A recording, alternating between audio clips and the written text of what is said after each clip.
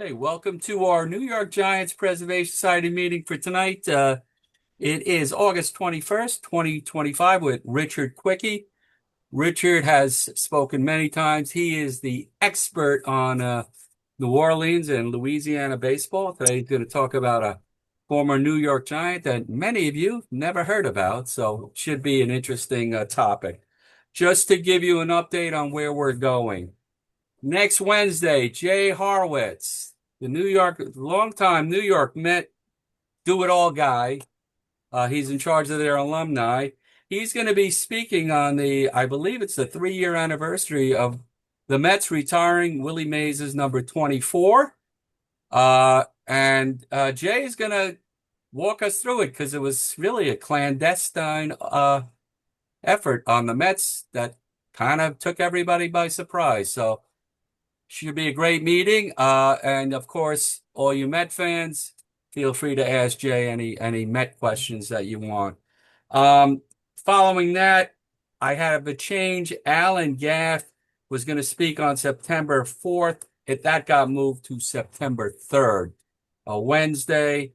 And he'll be speaking about Christy Mathewson.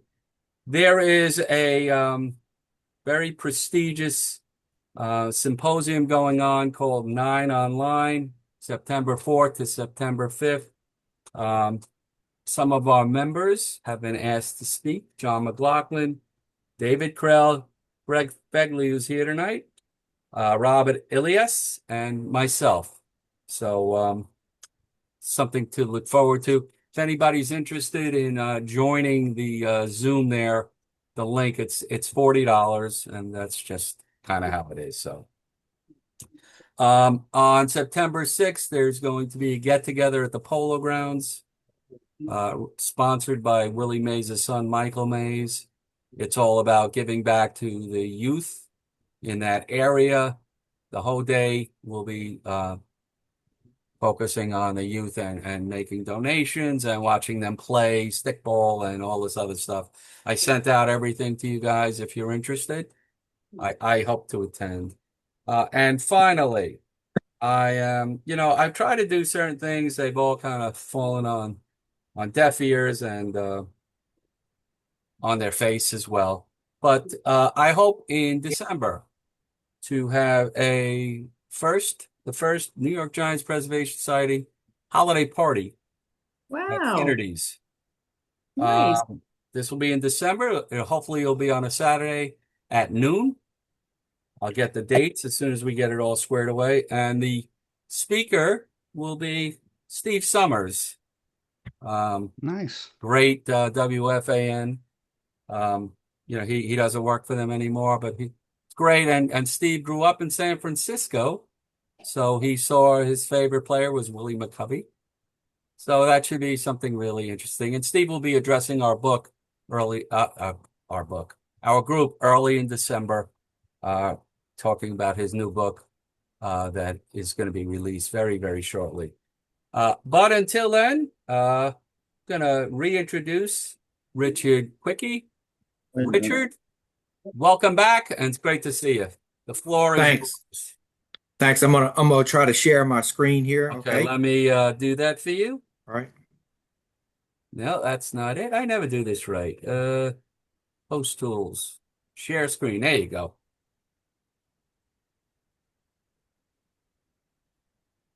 Hmm. Not yet.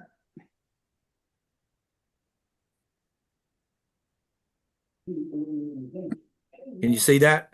No, we don't see anything. Not yet? No. Do any of you guys see anything? Nope. Okay. Nope. Sorry. Hang on just a minute. Yep. It's easier if you do it. I do have the backup in case it's needed, but preferably yours will be sharper.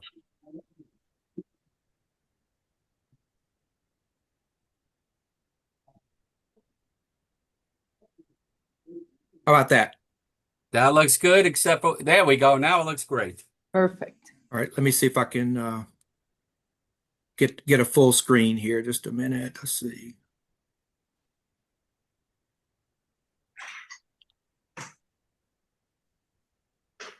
Okay.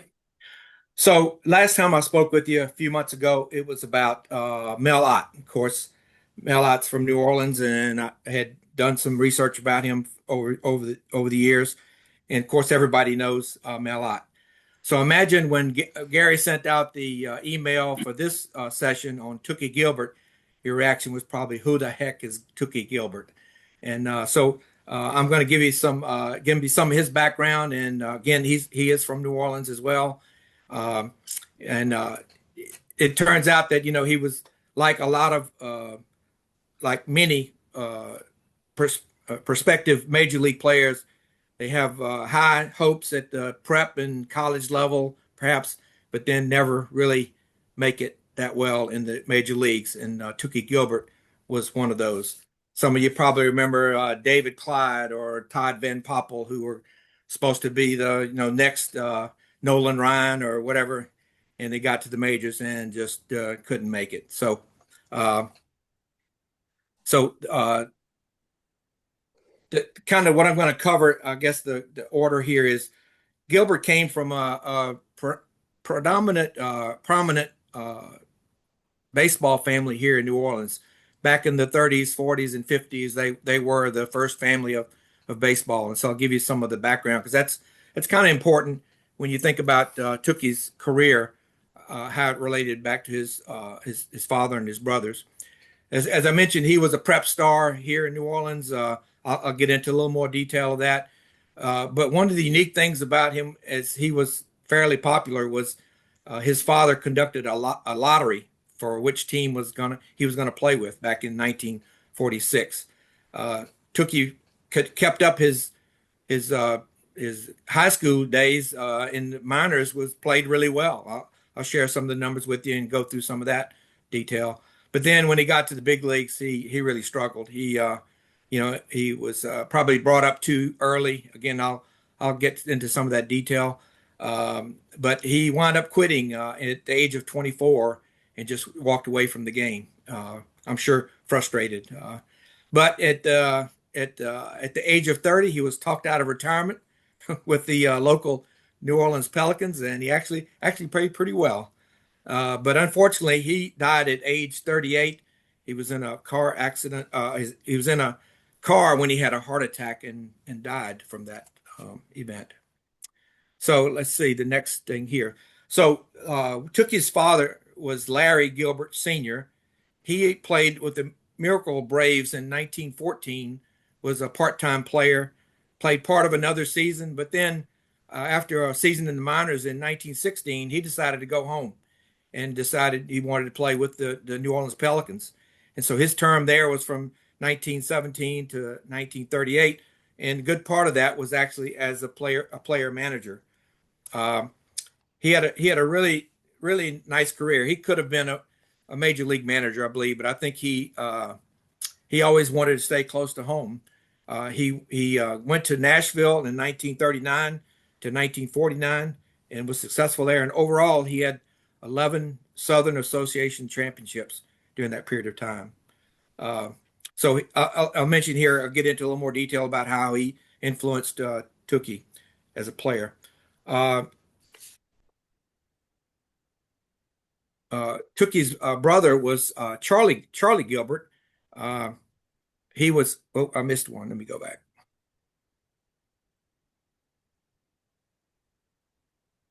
Oh, I skipped. I'm sorry, I skipped over, and I don't know how to get back, so I'm not going to mess with it. But there was another brother, Larry Gilbert Jr., who was the oldest of three brothers. He was a Jesuit high school baseball player.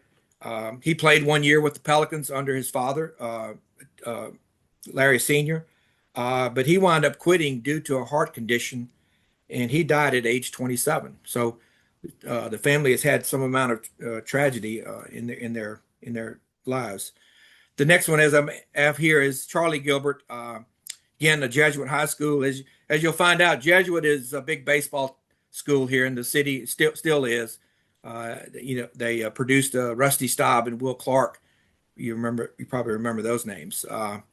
But again, Charlie played on a number of state championship teams. The 1936 team he was on had himself, Connie Ryan, who I think played with the Giants for a little while, and then Fats D'Antonio, who was got a call up with the Brooklyn Dodgers during the war years, and George Digby, who was a longtime Red Sox scout, were all members of that team. And there was a poll done years later, I think in around 2000. What was the greatest team and high school team in New Orleans? And it was this 1936 team. All 9 members of the team and 2 of their substitutes made their all Metro made the all Metro team that year. And I think like eight of those players wound up playing in professional baseball. Of course, not all in the majors, but anyway. So Charlie wound up playing with the Dodgers and the Cubs and the Phillies. And again, he was not a great player. Spent time on and off in the minors in between some of these years. But probably the most interesting thing was for him was in 1948, again, playing for his father in Nashville. He put a season together like 42 home runs, 110 runs batted in, 362 batting average, 178 runs, 156 walks, which were records at the time. And so it was a season that didn't match what he did in the rest of his minor league or his major league career. In fact, one of the notes was his 42 home runs that year were more than in the prior 7 years he had played. He had more in that one season than he did in the others. So he retired at age 29 after that 1948 season, and it looked like he might get back to the majors, but he had a back injury and he had to quit. So Tookie Gilbert, his first name is Harold. He was born in 1929. He was when he was born, his father Larry contacted the Pelicans and said, "If you want to sign Tookie right now, we're willing to sign a pro contract with him." Of course, it was in jest, but it made all the newspapers at the time. When Tookie was 3 years old, he put on the Pelicans uniform and was the bat boy for the local Pelicans team. He got his name Tookie when his older brothers, of course, in a baseball family, called him Rookie, and he pronounced it Tookie, and so that's how he wound up with that name. But again, he was 2 state championships. He was a 2-time city most valuable player. Back in the day, Esquire magazine had an All-American game that he was chosen to play. In fact, twice he was chosen to play in that. 1945, he was selected, but he decided to play with his American Legion team in the playoffs, and I think they got into the regionals with the Legion. The next year, in 1946, he got selected again.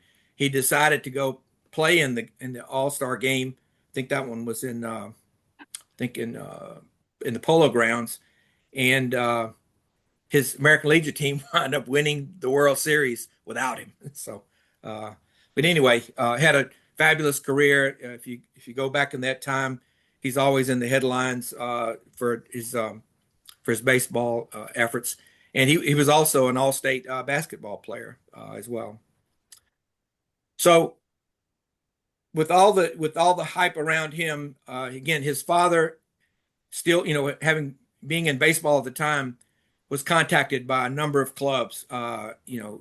Larry, let us sign Tookie to a contract, and he got so much interest that he wound up deciding to hold a lottery for Tookie's services, and he pre-negotiated or established a $50,000 signing bonus, and it turned out that the Giants, the Yankees, the Dodgers, I think Pittsburgh, and I forget the other team. There's 5 teams that came to the lottery, and at the Monteleone Hotel in downtown New Orleans, his mother pulled a team name out of the hat, and it was the New York Giants. And of course, Mel Ott was on hand, being local, and signed him on the spot, so to speak. So it was a unique way for him to get started in his pro career. And again, it was through his father's influence and somewhat protective way, I think, worked with his son, as he had done previously with his other two sons. Um, so the bonus, the $50,000 bonus was, many of y'all will remember Dick Wakefield signed for a $52,000 bonus coming out of the University of Michigan in 1941. Of course, everybody thought that was a phenomenal amount. Well, this one was comparable. So he was initially assigned to the AAA Minneapolis club. He's only 18 years old, and thinking that I guess the Giants figured they needed to get their money's worth out of his signing bonus. But he turned out in his first handful of games, he just didn't hit well at all. So his father, who was against sending him to Minneapolis to start with, urged the Giants to get him into a league, a lower level league where he can compete with people his age and the experience. And so in 1947, he wound up playing with Class C Erie, and in 92 games, he hit 333 and 11 home runs.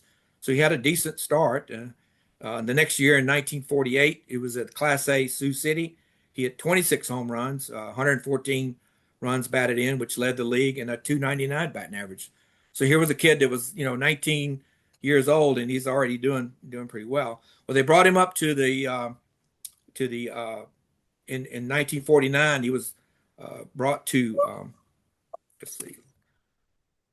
He was brought to spring training, and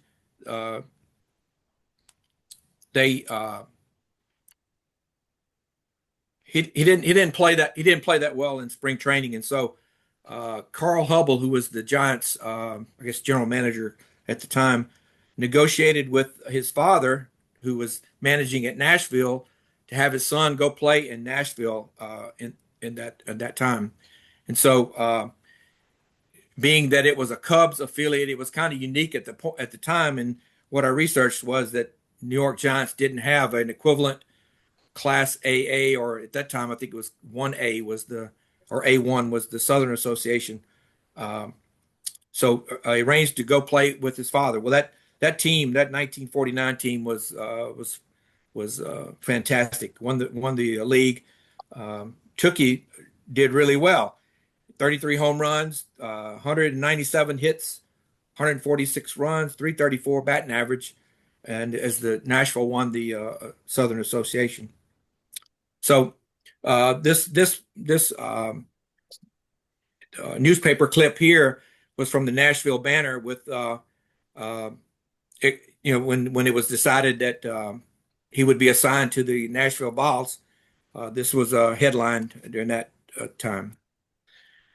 So again, this is one of the, in that season, he hit one game, he hit three home runs for the Volunteers, and again, he was making good on the promise or the expectation that he would be a good player, and was going to realize the potential that people had set out for him. So in 1950, he started out in Minneapolis. He was only, again, 21 years old. After 6 games, the Giants first baseman, Jack Harshman, I think they sent him down to the minors. And so Tookie got a chance to start on May 5th. And lo and behold, he hits a 3-run homer in a single in his first game. Wow. Of course, people are going nuts about, hey, this is our new hero. And but then, as a season, in fact, one of the in the New York Post, there was a headline, Arthur Daly, looky, here comes Tookie. Everybody was all excited about him, but that wouldn't last very long. It turns out that in the 113 games that he played that year, he only hit 4 home runs in 370 plate appearances, and in fact, DeRocher got frustrated at times and had Monty Irvin come in and play first base for some of the games.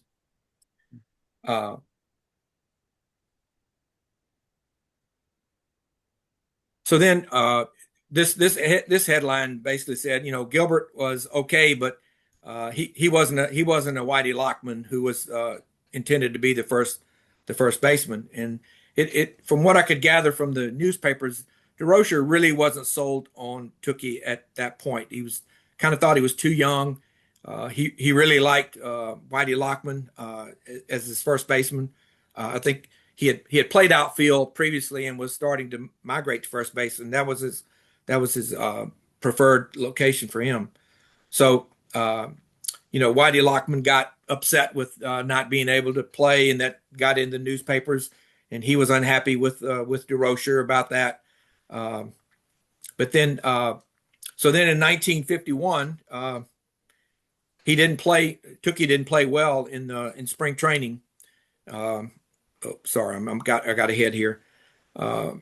So they sent him to Minneapolis, and again, he 29 home runs, 100 runs batted in, 384 on base percentage, and so it seemed like there was something different between playing in the minors and the majors, and I think Tookie wound up saying he thought he got rushed too early into the major leagues and didn't have a time to develop at a lower level, and he lost confidence. So in 1952, Whitey Lockman went back to first base, and Tookie was sent to Oakland, where he played in the Pacific Coast League. Well, who's the manager there? It's Mel Ott, and so he goes and plays under Mel Ott's wing, and lo and behold, he's 31 home runs, 118 runs batted in, and a 259 batting average. So it seemed to gain some confidence back there, and quite frankly, he probably just needed again more seasoning.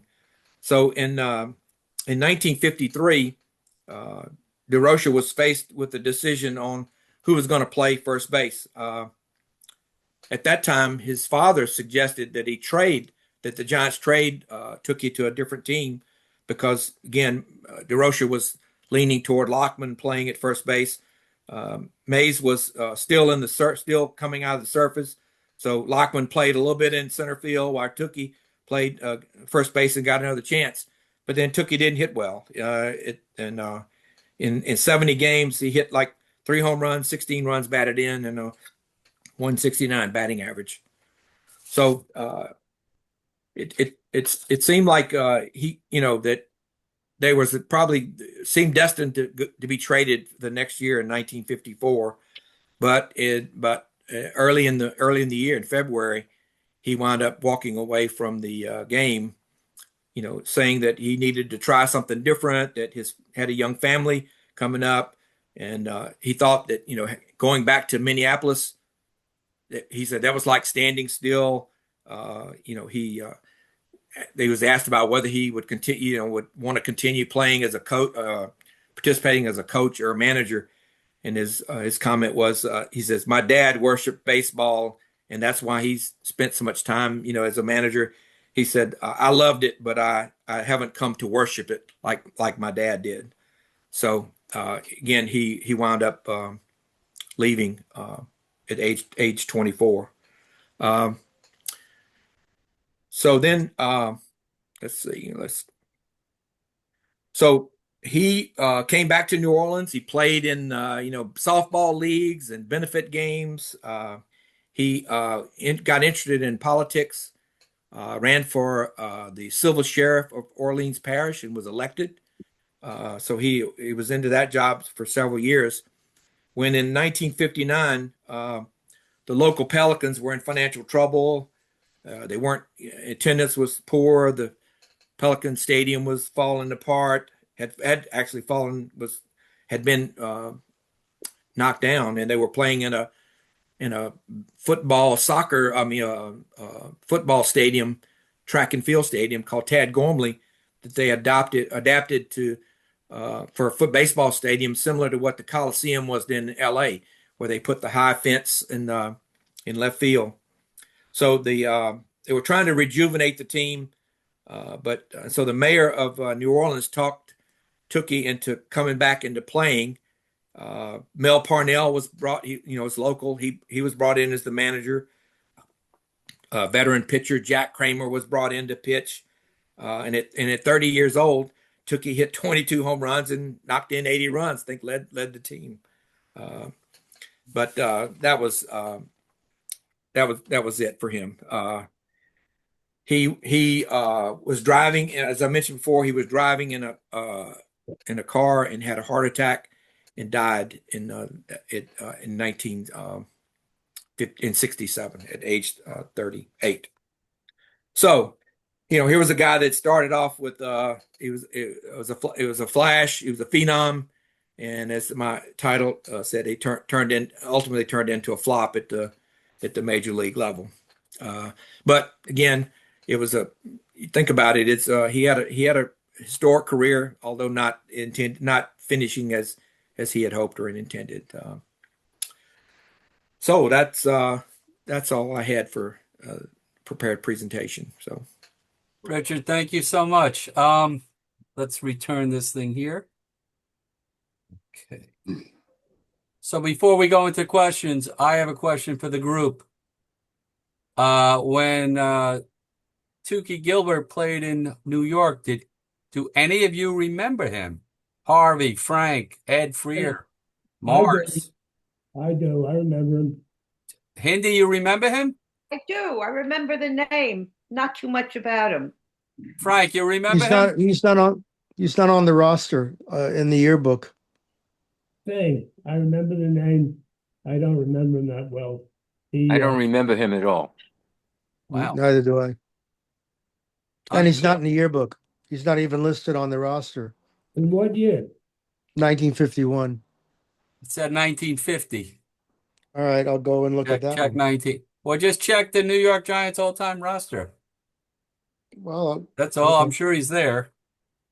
This is one of those things, that we do where instead of all these famous guys, you hear about a guy like this. It's kind of refreshing to know that we have somebody, and Richard is, phenomenal with all these New Orleans and Louisiana in particular players. So you might be able to answer a question in a future trivia contest, right? Yeah. Who What was I Tookie find Gilbert? extraordinary is the Giants plunked down $50,000, Right. which I while you were speaking, I was riveted, but I went on Google to do one of those calculations. Today that would be about approximately $840,000. Yeah. But the Giants, who were the Stoneham family, who were notoriously cheap, plunked down $50,000 sight unseen. And didn't get their money's worth. Right? Have you presented this to other groups?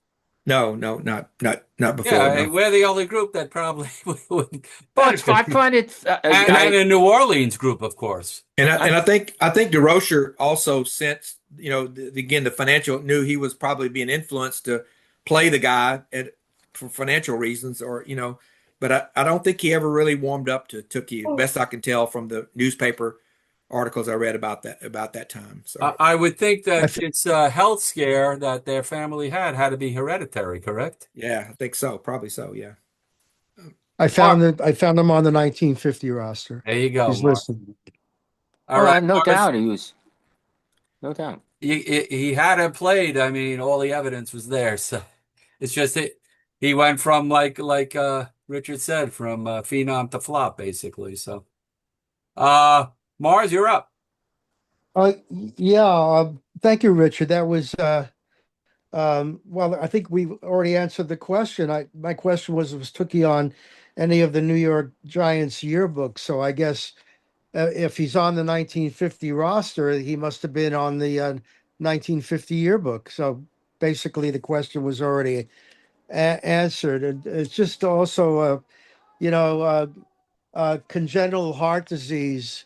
It's amazing, how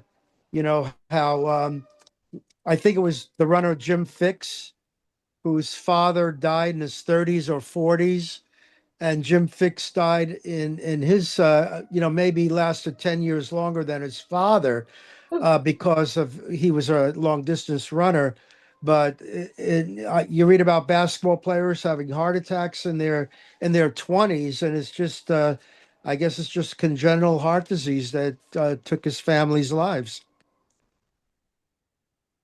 Yeah, one of the quotes that I didn't mention earlier was in the research I did was Tookie said, "This wasn't an easy decision for me, but I've made up my mind that baseball is just too funny to depend on." Note that word, funny. I got to look ahead to grab something stable with a secure future, and I might as well start now, meaning starting on a new career. And he said, "Well, I found myself standing still, so I decided I owed it to my wife and kids to try something else while I was young, and that's why I quit baseball." So, Well, thank you, Richard. sure. Mr. Coleman. Richard, thank you very much. I do want to just point out, I do have Tookie's autograph. Oh, really? Oh, cool. What? Um, but I just wanted to reemphasize what Richard said. You guys were talking about how the Giants paid the $50,000 for him. From what Richard said, they weren't the only team who would pay that $50,000. They had that lottery thing where there were like 5 teams who are all willing to pay $50,000 for this kid. They must have known and seen something, and his minor league record clearly indicates the guy had talent. Well, the Sporting News after Tookie resigned or quit, the Sporting News came out with an article shortly after that, and to the effect of, why are teams paying this amount of money, this big bonuses, when for these players that are unproven? It's not fair. It's not fair to the team. It's not fair to the players, and I guess there were others about that same time. It was at Pettit, who was what was this? Paul Pettit was one. I think he got $100,000 from the Pirates, or 90,000, right around around 1950 or 51. And so there were people that thought this is not right for baseball, and which So do you think that's part of the reason why DeRocher didn't like him? I mean, so the players didn't like him? I think so. I think he thought he was probably and probably Larry Gilbert was very protective of his son, and I think some people felt like they kind of resented the fact that he kind of guarded him along the way, but I don't know that contributed to his poor play in the majors. I mean, I don't see how that could have happened, but I just don't think. I think DeRocher really liked Whitey Lockman. I think was at first base, and that was his primary reason for wanting to play there. So. Well, thank you, Richard. Thank Sure. you, Norm. Paul Ellis Graham. Yeah, Richard, thank you. I just had a question. Andy Gilbert was the manager of the Springfield Giants in the Eastern League. Was he related to Tookie Gilbert? I don't think so. No. I think, yeah, it was. Okay. It was a local New Orleans based family, and Okay. yeah. Okay, thanks. Richard, what do you think was his major shortcomings to not succeeding in the majors? I think he just got. I think he got rushed too early. The expectations were too high, and I just think he felt the pressure and just couldn't deliver. I mean, Go ahead. I'm sorry. I mean, it doesn't follow from his minor league career. You would think it would translate somewhat better. At one point, somebody in one of the papers said, "Oh, he can't hit lefties." He was a left-handed batter. He was a right-handed first baseman, but he was a left-handed batter, and said, "Oh, he can't hit the lefties." And it was like he responded, I think, at one point, says, "No, that's not the problem. That's not the problem." So Harvey Weinberg.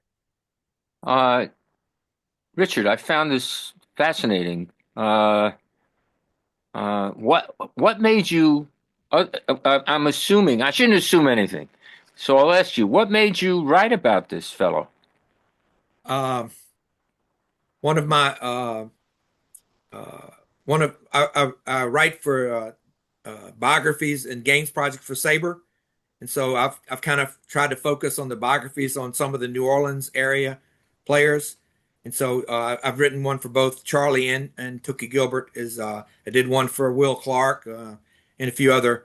Lenny Yoakum, who was a longtime Pirates scout, was from New Orleans. His brother Ray Yoakum. So that's kind of how I got interested in those particular players. So. Yeah, it also the way my mind wanders. I was thinking of the player who's a character in Field of Dreams? Yes. Moonlight Graham. Moonlight Graham. I was thinking the same thing.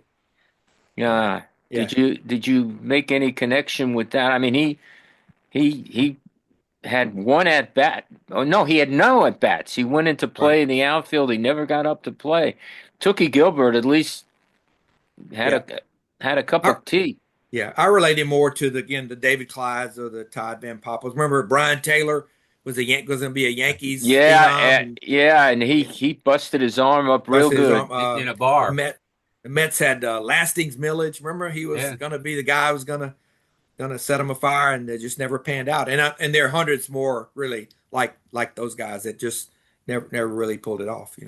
Flynn Hartung on Yep. the New York 51 Giants, a phenom. Remember Mars, I was thinking about him when Richard said that the other players might have not thought too highly of him because, of Whitey Lockman, and Hartung was a bonus baby. So, Yeah, there's jealousy abounds, that happened with Johnny Antonelli too.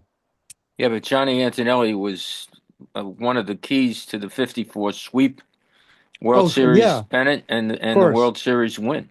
Johnny he Antonelli materialized. was a terrific pitcher. Right, but there was animosity concerning the bonus baby thing. Yeah, but he wasn't anything else, Harv? Let me make a point about the Johnny Yeah, go Antonelli. ahead. He wasn't a bonus baby with the Giants. He was No, a bonus Boston baby with Braves. the Braves. Right. That's right. Yeah, well, that's where it started, the animosity. And he was traded for Bobby Thompson. That's right. That's right. Here's another bust. Dick Stewart of the Pirates had 70 home runs in the minors. Wasn't he never he known got as Dr. Strangeglove? Yes, he was. Yes, he was. We should. I don't want to say it. Harvey, are you done? Thanks, Harvey. Mr. Frank, you're up. I got no, Mr. Frank, me, I got no question. I'm not talking about you. There are other Franks here, Frank. Come on. Frank Sexton, you're up. Richard, I'm curious. Did anybody ever interview Tookie after the fact to try and get his, what he thought about this? It's kind of a tragic story if you put the Moonlight Graham spin on it. Lots of hopes, the hopes dashed, and the hopes down the toilet. I mean, what did he think? Was he bitter? Was he? I don't know much later. I think much later. I'm not aware of any type of interview, but at the time that he quit, he had just come to he had settled, he had resolved himself that this wasn't going to work out for him, and again, I think he focused on, at least he said, focused on his family and wanting to concentrate on on that. I don't think he had any. I never read where he had any deep regrets about. I think he said at one point he said, "I got my shot. I should have taken better advantage of it, and I didn't." And so I don't think there was any animosity around it. I also want to know what was paid for that autograph and what it would bring in on eBay today. I think it was under $10. Where did you get that? By the way, let me interject for 1 second. For any of you who don't know Norm owns every autograph of every player to have ever suited up and played in a San Francisco Giant baseball game from 1958 until now. And he also owns specific New York Giant players as well. And evidently Tookie Gilbert is one of them. So Norm, now you could talk.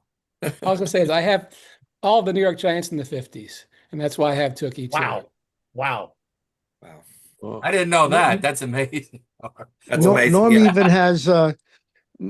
even has Toto's autograph from Dorothy.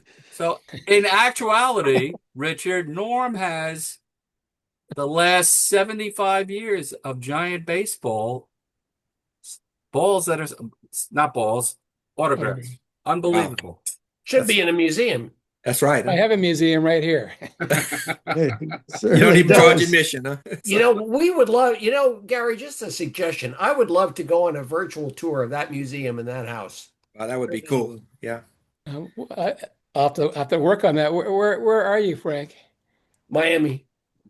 Oh, okay. Come to California. You're welcome. I give tours. I mean, I'm even intrigued by what I see in the background there. I had no idea. Of course, there was a Tookie Gilbert. Frank, Yes, Quick, Frank. you have no idea. I'm Okay? sure. I'm just telling you, you have no idea. Just a suggestion. That would be a hell of a program. Hey, Norm, where in California? I'm in the Bay Area, San Francisco area. You're Bay Area, aren't you, Eric? Almost. I'm in Galt. I'm about an hour and a half away or so. Yeah. Eric, it'll be worth your while, I'm telling you. Yeah, buddy. I would love to do that. Eric, Unbelievable. just have Gary pass on your information to me, and we'll arrange it. Sounds great. That'd be awesome. Okay. Channel 5 newscaster went to Norm's condo, and it was on the news, on the CBS News. Impressive. Mr. Sexton, are you done? Yes, I am. I'll lower my hand now. Oh, no problem. I didn't know if you hadn't finished. But Sunday I'm going to light a candle for Tookie Gilbert. Hey, before I go to Greg, Richard, are there any other? I know you're the maven of New Orleans. Any other players associated with the San Francisco or the New York Giants? Connie Ryan, who I think played, I think maybe one year maybe. He was also with the Phillies and I think maybe Cubs. He was in that same class in New Orleans, 1936, with Charlie Gilbert, and he wound up playing I think maybe 8 or 9 years. He was an all-star, made an all-star team 1 year early in his career. He was the first baseball scholarship at LSU.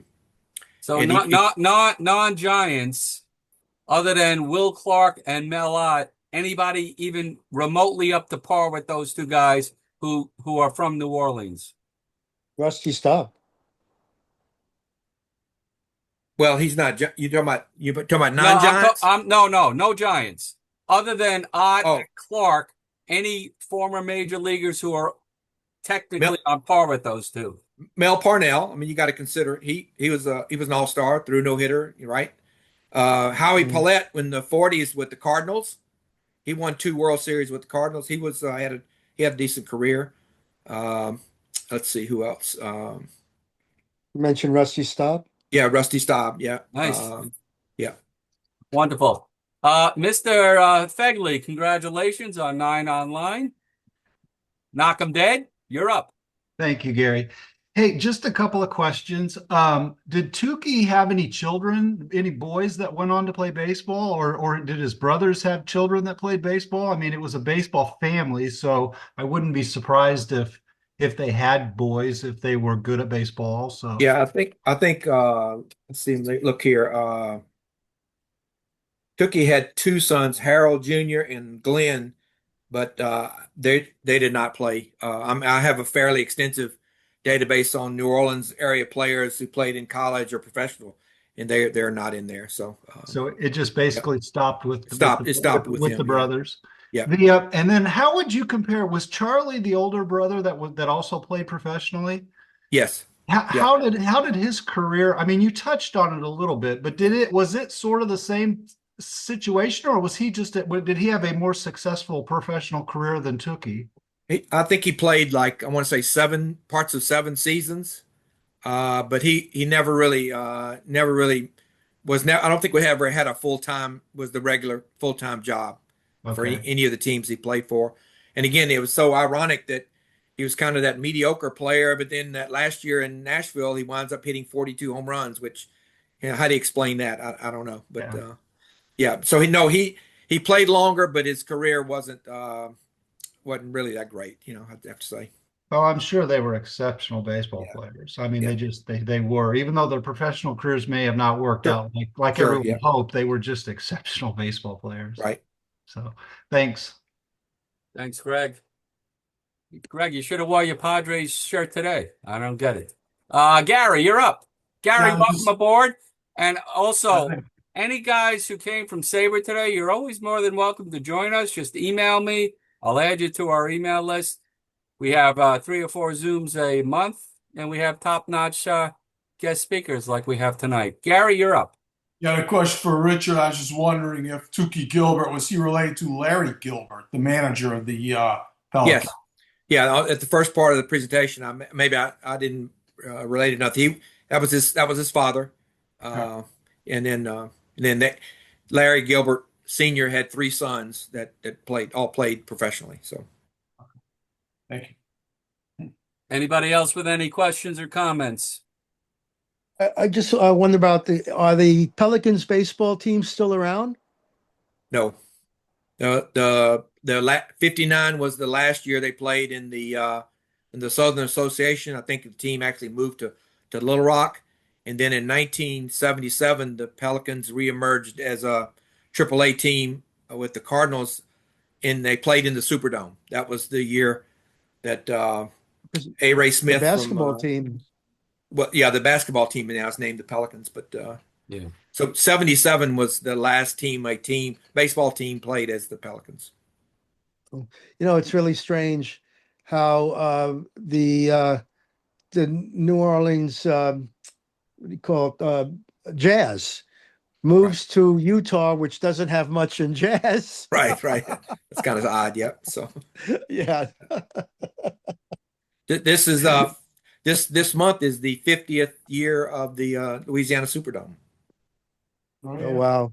Yeah. Well, I just saw the documentary on Katrina. My daughter went to Loyola in New Orleans. Oh wow. And she got out of there just in time.